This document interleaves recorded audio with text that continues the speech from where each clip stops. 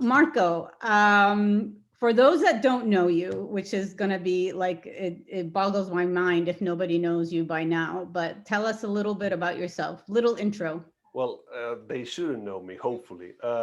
My background is originally from Argentina, from an Italian family, moved to US almost 20 years ago. I'm an entrepreneur, started my career in Apple, and started my first company on my mid-20s. It was a B2B publishing company. And as part of that company, we spin-offs an events business and an e-commerce business into three different companies under the same holding. And we were lucky to grow those business nicely. And we exit the B2B publishing company with Pearson in UK. We exit the e-commerce business with Liberty Media in US. And I did a joint venture with Reed Exhibitions. I was young and naive, thinking that the joint venture will be 3 years, earn out, and do my next gig. And it was a 12 years joint venture. But it was a fantastic journey where I was able to build, in partnership with Reed, a nice portfolio of events in the Americas, mostly Brazil. And after that, I help also Mexico and other places. And I exited that business around 10, 12 years ago, and I created Vesuvio Ventures, where I basically do three things, which is early stage investments and advisory on technology companies, tech startups around marketing technology, online education, of course, live events technology, and B2B media technology. And I also work with big companies when they want to deploy capital or execute M&A on technology. And I continue to be an entrepreneur at heart, which means I have fun building companies from scratch. And that's the third thing that I do with Vesuvio, which is partner with full-time founders building technology solutions for the live events industry or B2B media industry.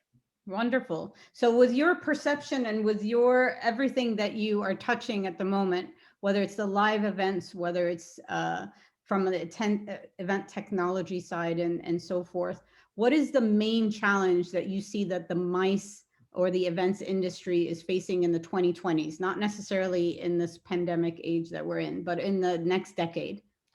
Well, if you're thinking with a decade, which is very important because everyone right now is thinking for the next 6 months or 12 months to survive. If you're thinking on a decade, I think that the next decade is going to be by far the most interesting decade in our industry for many reasons. And COVID will be just an accelerator on some necessary changes that our industry was looking for many, many decades. I believe that the MICE industry will need to rethink the value proposition.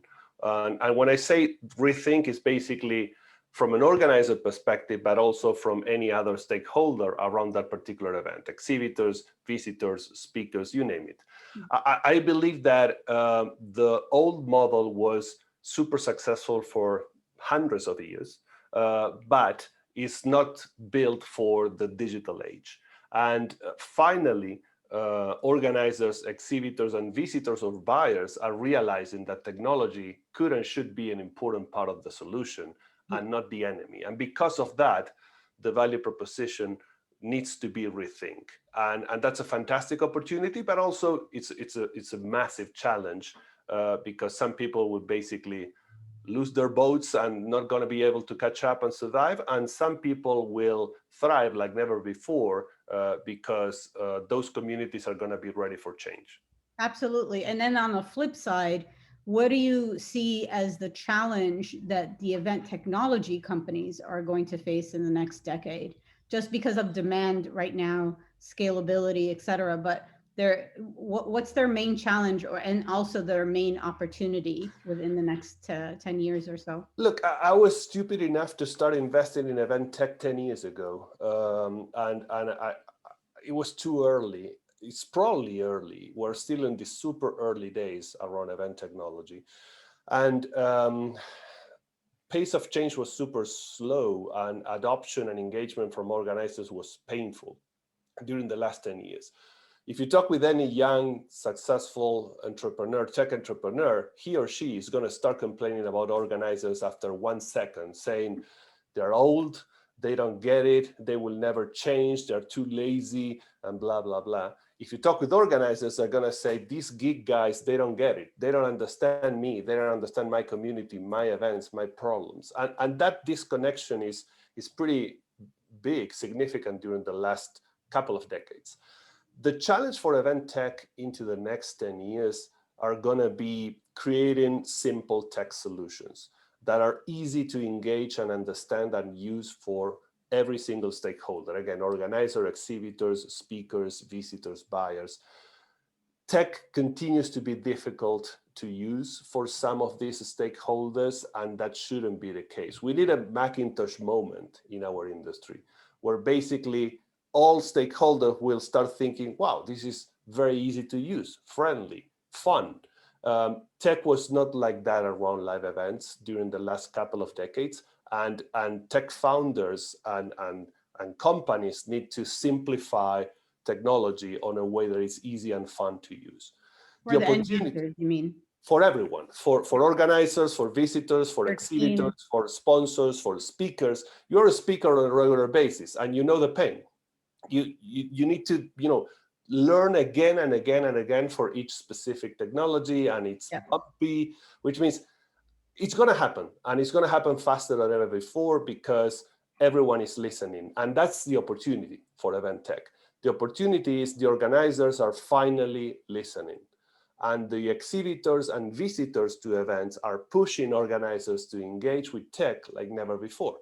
Right. And COVID was, I keep saying COVID was a Zoom crash course for billions of people. All those billions of people are thinking now, should I really need to go to this event face-to-face, or I can simply jump on a video call and watch keynotes and have some virtual meetings? That pressure on the mindset from a customer will push organizers to deliver more value into the face-to-face experience if they want to keep that audience alive. If not, that audience can simply jump into a couple of keynotes and 10 meetings and skip the face-to-face event. And that's a dangerous situation for organizers. Yeah, I mean, at the moment, there's also a brain drain in the event organization, like business model, to a point where, like, I know that you speak about the organization to have, data analytics skill set or expertise, or content or community building expertise, which is not something that you see in a lot of organizations within their event team. So what is your piece of advice in regards to if someone was resetting or redesigning their team to take on their blended events going forward? What are like the top 3 skills set that they need to look inside to bring in or to outsource? Look, I started organizing events more than 25 years ago. And I remember when I started building the specific team for that particular event, my first thinking was, I need a good person for operations, and I need a good person for hospitality, and for this and that. And there were basically operations related roles and sales related roles. And that was basically the talent recruitment and talent needs and training and focus. Right now, it's just the opposite. If you're thinking that you're starting to create your team and skills around those specific topics, it's probably not the priority. The priority is digital skills, community engagement, customer acquisitions, and things that are normal in many other industries and should be normal and a priority in events as well, which means, and that's a challenge, because I keep saying, I have very good friends in big organizers, and I talk with them on a daily basis, and they keep telling me, yeah, all my future employees are going to be digital guys. And I keep saying, good luck, because many of those guys, they're not looking to work for an events company. They want to work for, Google or Facebook or Tesla or any of those names, which means you need to be very creative attracting the right talent, and realistic and pragmatic, because attracting the top talent is probably not going to be realistic, because that talent is going to work for tech startups or tech companies. But you can attract some talent that is still not ready for prime time, and you can nurture and help that talent for the next 5 or 10 years inside your company, and have a fantastic return of investment on that talent and loyalty and opportunities. going back to your question, it's all about digital skills, community engagement from a digital angle. I continue to believe that the next generation of events are going to start digitally first, and face-to-face is going to be an extension on that digital community. And if you want to do that, you need the talent to do that since day one. Yeah, perfect. I mean, to a point where it also, there needs to be some sort of even budget put aside in regards to those that are within an organization that can potentially educate the stakeholders, your sponsors, your exhibitors. I don't like using the word exhibitor in a virtual world. I think there needs to be another, term. But those type of entities are also going to need some sort of focus, don't you think, in regards to how to behave in the virtual blended or like new communities? Yes, and going back to your question, if we're thinking about a decade, we need to change our mindset, because we're probably going to live with this COVID situation for another year or two. But hopefully after that, we're going to go back to some sort of new normal where live events face-to-face will play a way bigger role again. Now, are those events going to be the same size than 2019? Are those events going to look and feel similar or different? Are those events stakeholders going to demand the same return of investment and metrics than before? Honestly, I don't know. I have a lot of interesting ideas and theses, but honestly, I think that nobody knows yet. We have some early signals from China and Asia. I was talking with a good friend who runs a big portfolio of events in Asia yesterday, and he was saying, you know what? We're surprised. Events are coming 70% plus of 19 numbers. That's a good sign. It's amazing. Is that an exception, or that's going to be the rule? Are we going to be so desperate to meet face-to-face that events are coming back almost same size and model than 2019? I personally think that it's going to take a little bit of time, but I continue to invest not only in tech for events, I continue to invest in events, real events, for two reasons. Number one, because I need to keep my brain fresh as an event organizer. Number two, because I still believe that the value proposition that you can generate face-to-face is almost irreplaceable in any other format, including digital. I'm a big fan of virtual events, but then I'm going to replace face-to-face for sure. It's true. That's very true. And I think the challenge that everybody's going to have to deal with is how do you measure hybrid events and all the touch points in between the virtual world and the face-to-face world. And I think that's going to be something that's just going to keep on going even after this decade. So yes, as you know, we just finalized writing a second book with Denzil Rankin from AMR. I wrote a book about tech 3 years ago. It looks like 3 decades ago. This tech for events, the name is The Face of Digital, and we talk about the intersection between tech and live events. This book is about, the title is Reinventing Live, and it's innovation, including tech for the live events industry. And we were lucky to talk with super smart people, corporate people, investors, entrepreneurs, founders, tech companies, event organizers, media companies. And if you talk with those super sophisticated people, when they're honest with you, they're saying, we don't know what is going to happen during the next decade. We know that it's going to change.